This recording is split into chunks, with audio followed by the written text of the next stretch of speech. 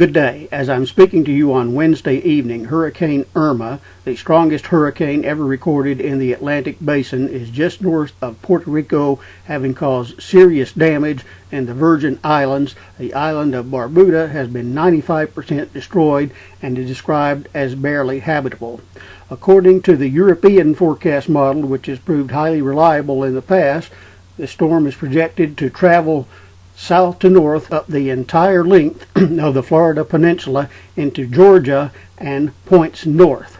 The obvious bad risks from hurricanes and coastal areas are, first of all, storm surge, the tremendous amount of flooding that is caused by hurricanes, and that's what kills most people, drowning in storm surge. That's one of the greatest dangers for coastal areas. Secondarily, high winds, damaging structures, downing power lines, flying debris. That's a secondary serious danger. A third danger is tornadoes that can be produced far in advance of hurricanes. Now, how strong can these be far inland? They can be pretty strong. In 2004, during Hurricane Ivan, I was living near Asheville, Alabama, just south of Gadsden. That's about an hour north of Birmingham. That area is about 6 hours by car north of the Gulf of Mexico. I was sitting in my house in the living room when tropical storm, as it was then, Ivan came through. It's one of the scariest sights I've ever seen. You had trees bent over almost horizontally in the heavy winds, and there was torrential rain. It was obvious that the potential for life-threatening damage was very great. The flooding potential was especially great as this area is near the Coosa River and a number of tributaries that flow into the Coosa River. Had it not been for the fact that Alabama Power Company had opened all of the floodgates at the H. Neely Henry Dam, the flooding in that area could have been catastrophic. Now, how dangerous can these storms be far inland? They can be pretty bad, as I just told you. There was a possibility for severe damage and loss of life all the way up in North Alabama.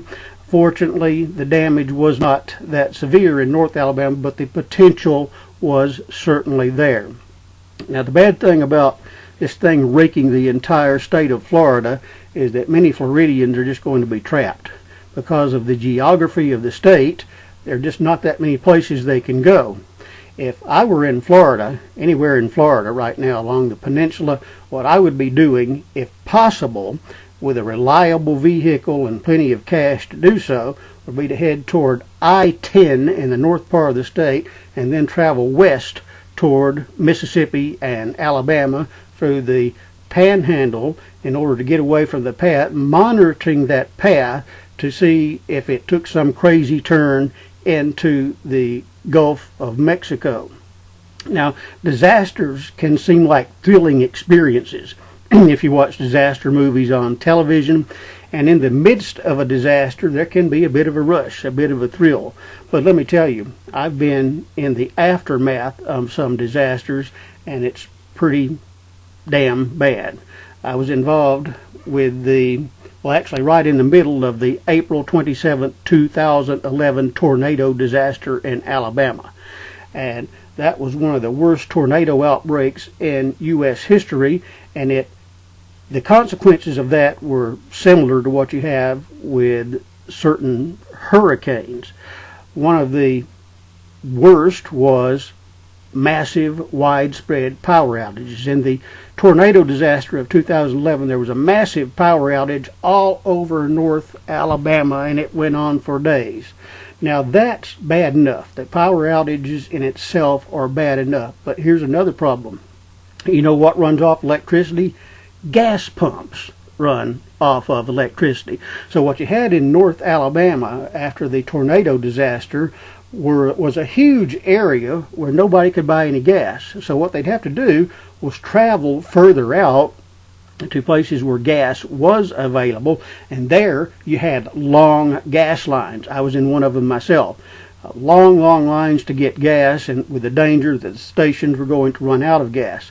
So that is a significant danger anytime you have a widespread power outage from very severe weather. gas shortages because the gas pumps work off electricity. And when you travel to areas that have the gas, you get these long gas lines and the possibility that you're just going to run out of gas and get stuck. So that is a very good reason to get out of the path of these huge storms. But there are a lot of other dangers that come along with hurricanes as well. After Hurricane Andrew in 1992, water systems were disrupted in Florida, and there were these horrible pictures of people standing in the hot sun in long lines to get fresh water. That was a bad situation indeed. In Hurricane Katrina in St. Charles Parish, Louisiana, the sewage system was completely destroyed. I know that because my brother-in-law, Curtis, was involved in working in the recovery effort. The sewer system was still totally disrupted 2 years later, and they were using tanker trucks to haul raw sewage out of St. Charles Parish at that time. So there are all kinds of reasons not to ride out hurricanes. Now, unfortunately, a lot of people in Florida, as I said, just because of the geography of the state, they're going to be stuck. There are, a small number of lucky people who will be able to get up to I-10 and then flee to the west, but most Floridians are going to be stuck, and that's a really bad situation. But besides Florida, the entire state of Georgia is under threat, and also North and South Carolina are under significant threat. And due to the strength of this storm, the tropical storm, as it most likely will be at that time, can still be extremely strong and still cause a lot of these problems. So I don't think there would be the issue further to the north of water distribution systems being disrupted or sewer systems being destroyed. But in the path of a tropical storm, a major tropical storm, you are likely to have those major power outages and gas shortages. Now, if you're in an area and you can't get out, there are certain things you're going to have to try to do to prepare, and one of those is to have large amounts of fresh water, at least 3 days worth, because water systems could possibly be disrupted. It's more likely in low-lying areas, but it could happen in other areas as well. The power outage is going to be a very significant problem in a lot of areas, and power outages, depending on the strength of the storm, could be widespread, and you could have serious issues getting gas. So it's important, if you're going to be in the path of the storm and you can't get out, you want a good supply of fresh water. You want cash on hand. Don't have it locked up in your bank where you can't get it because the power is gone. You want first aid supplies, obviously, because you could be in a situation where emergency responders can't get to you for quite some time. So you want to have prescription medications and first aid supplies. You also want to have cleaning supplies in case of flood damage. And you want to have several days of food stocked up. But the best thing to do if you're in the path of a hurricane or a tropical storm, if you can possibly do, get the hell out of the way, as far away as you can get from the path of that thing, because you do not want to be caught up in the middle of a disaster. And a tropical storm, even very far inland, can be a huge disaster. You can have those power outages, you can have the gas shortages, and it's going to make life very miserable for a lot of people, especially in areas where weather is still hot. I urge everyone in the southeastern United States, Florida, Georgia, South Carolina, North Carolina, to monitor the progress of this storm and keep up with whether your area is going to be affected, because you really do want to get out of the way. There can be a certain thrill associated with riding disasters out, but the aftermath of the disaster, that's when the problems really start to become obvious. Over the next few days, through Sunday into Monday, maybe Tuesday, people in the southeast United States really need to pay attention to the progress of Hurricane Irma and be prepared, if at all possible, to get out of the way, to evacuate. Obey those evacuation orders. If you're even in the path of a tropical storm, it'd be best, if at all possible, if you could get away from that track and away from your area until you see how serious the problem is going to be. And millions of people are under threat right now.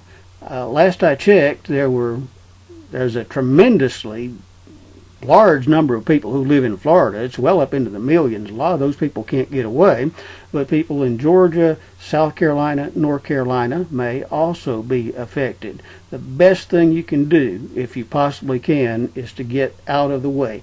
Get to a safe area.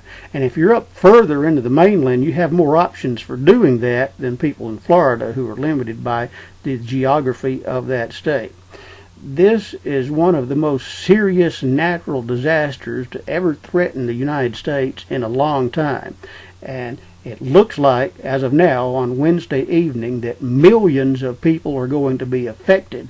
There's no telling how many deaths there will be. There's no telling how many injuries there will be. There's no telling how many of those injuries will become fatal because first responders, rescuers aren't able to get to people. So pay attention to what's going on. If you can't get out of the path, then stock up on fresh water, first aid supplies, groceries, have cash, have gas in your car, because all of those things could possibly be disrupted, even as far up into North Carolina, given that this is one of the most dangerous storms. Well, I think the most dangerous storm recorded in the Atlantic Basin since they've been keeping records. It's very, very important to keep up with what's going on with Hurricane Irma, because there's a huge area of the United States that can be affected by this. And you want to, if all possible, get out of the way if you find yourself in the path of this storm. So I hope this little talk has given people some ideas of what can happen, a few ideas as far as how to prepare, and to start thinking about that best option, if you can possibly use it, of getting out of the path of this thing. Do pay attention to the information from the Weather Channel, from the news channels, from the state and local authorities, from the federal government, the National Weather Service, the National Hurricane Center. Do be paying attention to that over the next few days, because there's a very serious likelihood in a certain area of the southeast that you could be seriously affected, and you want to be on top of it, and you want to be prepared. Now, if Hurricane Irma isn't bad enough, there's another hurricane coming right behind it on the same track, Hurricane Jose. So even after Irma passes, there still may be a serious threat to multiple areas in the southeastern United States. It could go into the Gulf. Who knows what it could do. But stay alert, be prepared, stock up on what you need to have, first aid supplies, medical supplies, cash, gasoline, and be prepared to, if all possible, get out of the way. I cannot emphasize that enough. Be ready to get out of the way. So I hope that has caused people to have at least a few thoughts about what they might need to be doing over the next few days. Don't take anything for granted, and I will just say to you, good luck to all of you. I hope you come out of this safe and well.